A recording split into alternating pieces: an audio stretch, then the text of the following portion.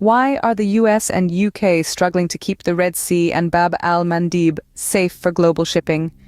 This question begins our exploration of a complex geopolitical issue that has been unfolding over the past several months. In November, the crisis erupted when Yemeni forces controlled by the Houthi rebels began to seize and attack any ship heading towards Israel. The rebels, emboldened and unyielding, have attacked approximately 30 ships since their campaign began. Despite stern warnings from the US military, the Houthi rebels have remained undeterred.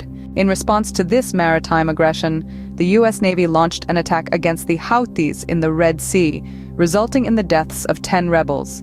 However, the conflict escalated further when, 6 days later, the Houthi rebels retaliated with a barrage of 24 drones and anti-ship missiles targeted at US warships. Following this attack, the US announced that 2 Navy SEALs veterans were missing in the water. While the US maintained there were no casualties from the Houthi attack, many analysts suggest that these veterans were indeed casualties, a fact not admitted by the US for reasons of psychological warfare and perhaps other undisclosed factors.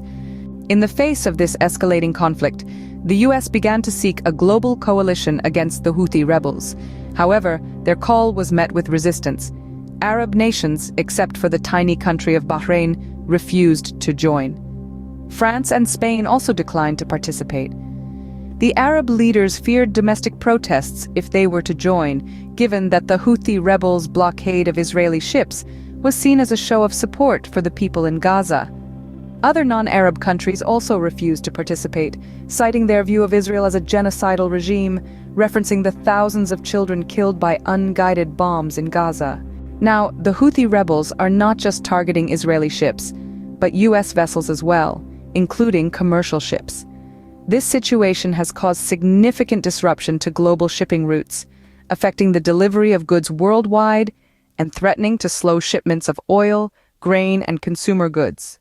In summary, the US and UK are facing significant challenges in maintaining the safety of global shipping in the Red Sea and Bab al-Mandeb due to the Houthi rebels' maritime aggression.